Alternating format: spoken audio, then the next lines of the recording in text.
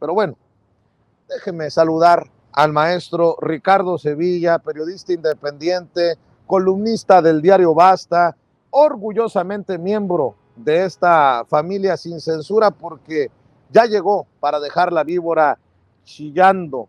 Y bueno, primero preguntarte, mi querido Ricardo, después de saludarte, buenos días, ¿qué piensas de lo que dijo el presidente Andrés Manuel López Obrador de que si es posible va a demandar al abogado defensor de Genaro García Luna por daño moral?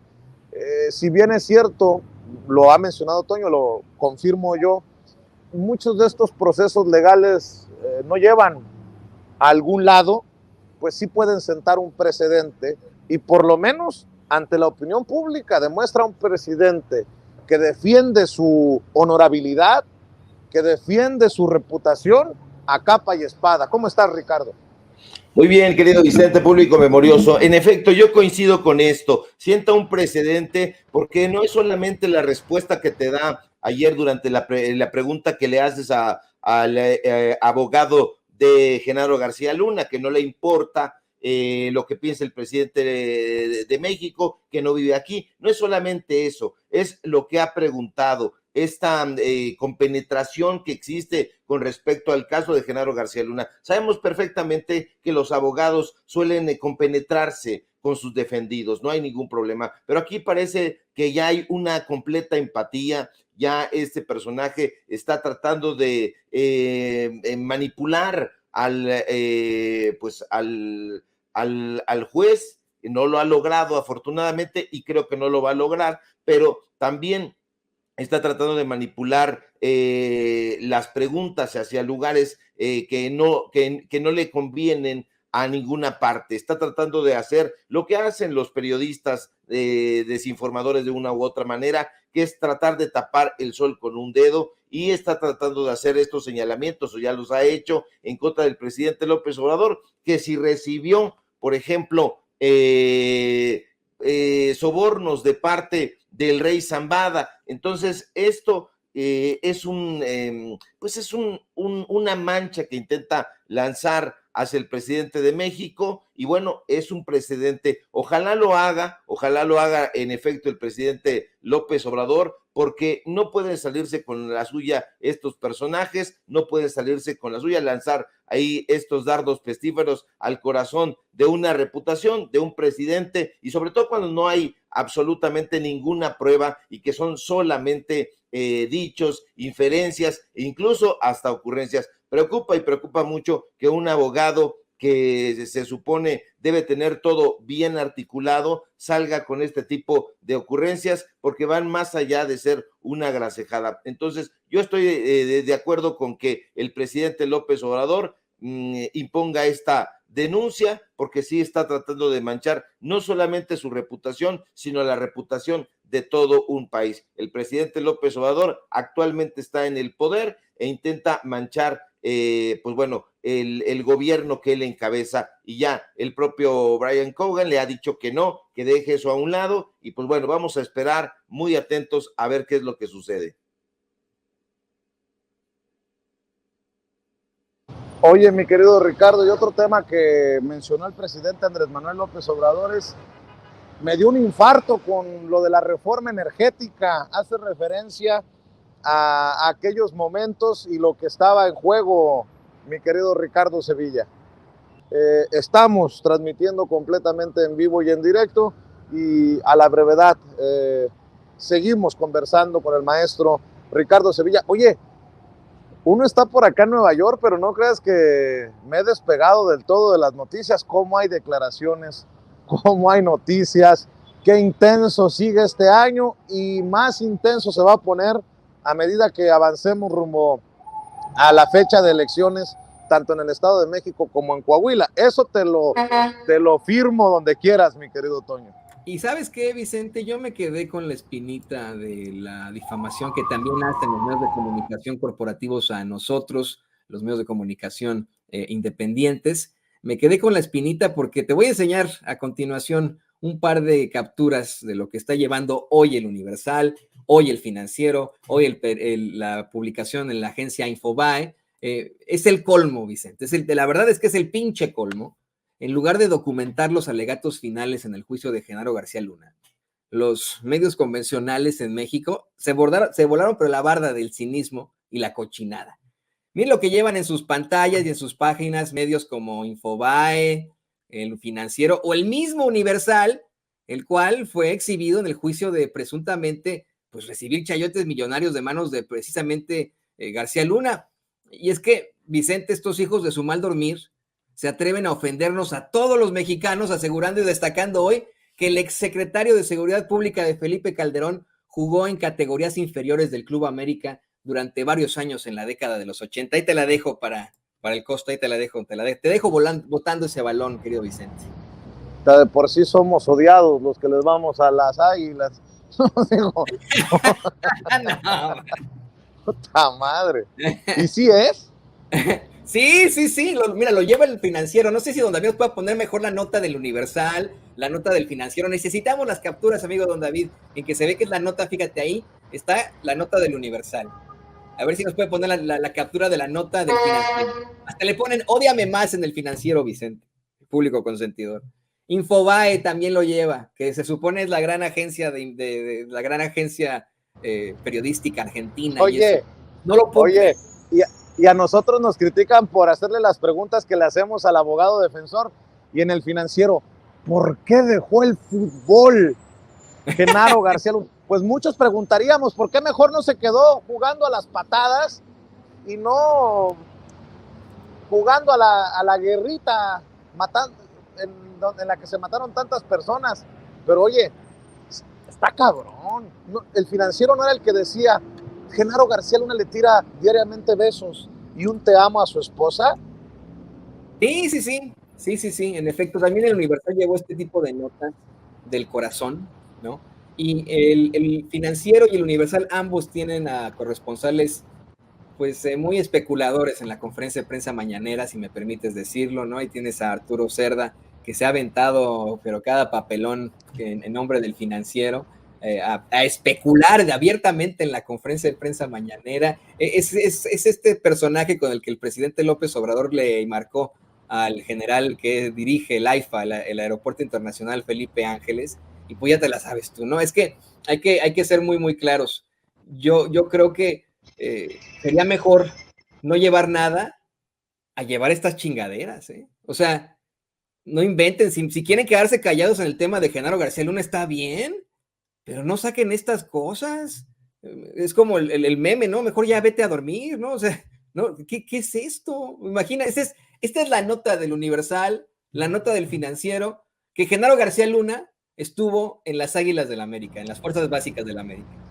Bueno, no los argumentos finales de la fiscal, Vicente. No los argumentos finales del abogado, no el chacaleo, no las deliberaciones que podrían tomar hoy esa fiscalía. No, que estuvo en el América. Por eso te decía si ya lo teníamos confirmado, Toño, porque esto me va a llevar a un anuncio, ¿no?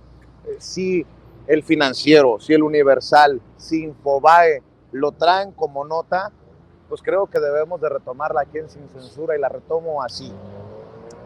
Debido a que Genaro García Luna militó en algún momento, en algún nivel de las Águilas del América, renuncio a ser aficionado de las Águilas del América. A ver si también lo publican, cabrones. Déjense de cosas. Hay muchas cosas más importantes que si estuvo en las Águilas del América o no Genaro García Luna. Si estuvo en las filas de las Águilas del América es irrelevante. Se le acusa de estar en las filas del cártel de Sinaloa, hijos de la chingada. ¡Puta madre! Pero bueno. No, y además, Vicente, recordemos lo que nos ha planteado aquí Francisco Cruz con sus investigaciones, que el mismo CISEN le dio a conocer a Francisco Cruz cuando hizo este libro, cuando escribió este libro del El Señor de la Muerte, que Genaro García Luna comenzó su carrera criminal desde muy jovencito. Entonces, no solamente habría estado en fuerzas básicas de la América, también en las fuerzas básicas del crimen organizado, o sea, y eso no lo llevan estos cabrones, son una vergüenza. Universal, Financiero y todos los medios de comunicación corporativos son una vergüenza, ya van para afuera, definitivamente, van para afuera y nos da mucho gusto. Así es, mi querido Toño, ya tenemos el enlace nuevamente con el maestro Ricardo Sevilla, periodista independiente, columnista del diario Basta y orgullosamente miembro de esta familia sin censura. Querido Ricardo, el presidente señalaba que cuando los tiempos de la reforma energética le da aquel infarto, retoma este tema y bueno, con todo lo que viene a su alrededor. Mi querido Ricardo, véngase. Sí, ya me estaba yo infartando también, querido Vicente, porque algo pasó aquí curiosamente con la señal de internet, curiosamente. Pero en efecto, hoy durante su conferencia mañanera, el presidente López Obrador reveló que al intentar frenar la reforma energética de Enrique Peña Nieto, sufrió un infarto. Y se entiende perfectamente, porque solo a un indolente, solo a un apático le daría igual verse al país yéndose al caño, al despeñadero y no sentir nada. Y así es precisamente como ha actuado la oposición, con desidia, con negligencia y con total desinterés hacia las necesidades y anhelos del pueblo de México. Porque sí, México tiene necesidades y necesidades esenciales que desde la época de la colonia deberían haberse atendido con interés y empatía, pero no se atendieron. Al contrario, se agudizaron. Y es que fíjate, desde que el PRI llegó prácticamente y desde su fundación al poder, desde 1929 hasta el triunfo del incompetente Vicente Fox en el 2000, no fue capaz de atender y encarar las necesidades de la gente como se debía. Porque quienes tienen la memoria corta y la lengua larga quieren que olvidemos que el PRI, que nació como un proyecto disque revolucionario que buscaba reestructurar la sociedad mexicana, terminó convirtiéndose en un sistema de partido hegemónico en el que la concentración del poder, las prácticas autoritarias y la corrupción, sobre todo, dieron forma a un sistema que hoy ha sido denominado como la dictadura perfecta. Y esas necesidades esenciales de México, que son necesidades básicas como la alimentación, la educación, el derecho a la vivienda y no un cuchitril, una vivienda digna, el derecho a la salud, no fueron atendidas desde la época de la colonia. Y yo diría, si me apuras, que desde la época de la conquista hay marginación, hay clasismo y hay racismo en este país, y todo eso llegó acompañado de un total entreguismo de parte de las autoridades y de los políticos que medrosamente siempre se comportaron como siervos de fuerzas extranjeras. Y eso fue precisamente lo que hizo el granuja de Enrique Peña Nieto, cuyo miserable trabajo y hacen que usted lo conozca perfectamente, porque no solamente fue un incompetente, fue un corrupto, y una de esas corruptelas, acaso de las corruptelas mayores, fue la famosa reforma energética que, como dijo el presidente esta mañana, llevó a la Comisión Federal de Electricidad al servicio de empresas privadas. No se necesita ser un genio para percatarse que desde la concepción de esa dichosa reforma del sexenio anterior, la empresa eléctrica mexicana fue condenada a su desaparición. Aquel miserable cambio legislativo, que por cierto tuvo la anuencia y el apoyo del PRIAN, dio ventaja a grandes empresas, puesto que el modelo que se implementó hacía que la CFE cargara con las pérdidas al tener plantas detenidas mientras era obligada a comprar electricidad de los privados. Y eso produce que cualquier persona que ame a su patria y a sus compatriotas tenga un infarto. Pero fíjate, no fueron las únicas miserias que perpetró la administración peñanietista. Hay gente que dice, es que López Obrador no habla del gobierno de Enrique Peña Nieto. No hay que equivocarnos. Por supuesto que habla, y habla fuerte. Ahora, hay que recordar que el caso que marcó la administración de Peña Nieto, que por cierto el presidente iba a ir un poquito a desarrollar ese tema, a la mera hora ya no lo desarrolló, pero fue la infame la Casa Blanca, cuando en noviembre de 2014, hay que recordarlo, una investigación periodística, porque sí sirve el periodismo de investigación, reveló que Angélica Rivera, la esposa de Peña Nieto, había comprado una casa de $7 milloncitos en una exclusiva zona residencial aquí en la capital de México. ¿Se acuerda usted que la modesta casita le fue comprada al empresario Juan Armando Hinojosa Cantú, dueño del Supertransa Grupo IGA, un contratista, por cierto, del gobierno muy cercano a Peña Nieto? ¿Se acuerda usted de esa miseria? ¿Se acuerda usted del super show que salió a protagonizar la actriz de telenovelas Angélica Rivera, tratando de explicar lo inexplicable? Dijo que es que la casa había sido comprada con sus ganancias como actriz de Televisa, y afirmó con esa cara dura que tenía, que al no ser formalmente servidora pública, no tenía la obligación de hacer públicos sus bienes. 2 años después, la compra terminó sí por cancelarse, y Peña Nietín Colorado salió a pedir disculpas a los mexicanos por ese error. Pero solo pasó un mes, Vicente, cuando el diario estadounidense The Wall Street Journal descubrió en el registro de la propiedad que el entonces secretario de Hacienda y luego canciller Luis Videgaray también le había comprado, qué casualidad, una casa a Hinojosa Cantú. ¿Y dónde cree usted que estaba la modesta casita? Pues en el exclusivo club de golf de Malinalco, en el Estado de México, hasta este momento, desafortunadamente, todavía bastión del PRI.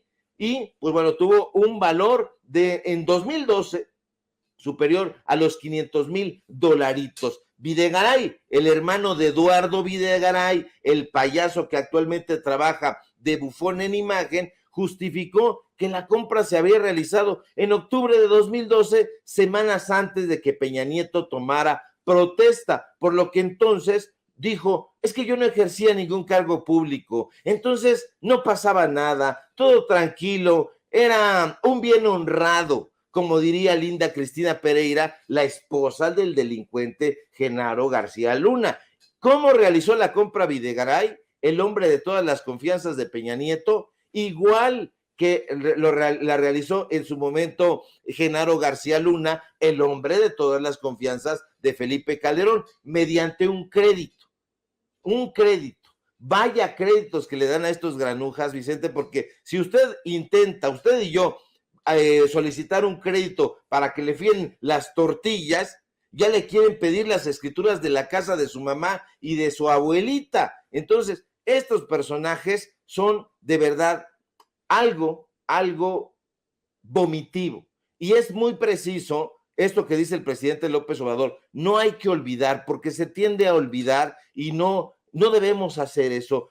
Debemos construir este paseo por la memoria para que la gente recuerde todo ese pasado de porquería. 70 años estuvo el PRI en el poder y no pudo ocuparse de las necesidades básicas de la población. 12 años estuvo Acción Nacional cogobernando con el PRI y tampoco hizo nada sino enriquecerse. Y vea usted a uno de los altos funcionarios del gobierno de Fox y de Calderón, está ahí donde te encuentras tú, querido Vicente, haciendo esta cobertura, porque resulta que el secretario de Seguridad Pública era un criminal, un narcotraficante, y ahora tenemos que estar reportando este tipo de cosas justamente que tienen que ver con Acción Nacional y concretamente Felipe Calderón y Vicente Fox.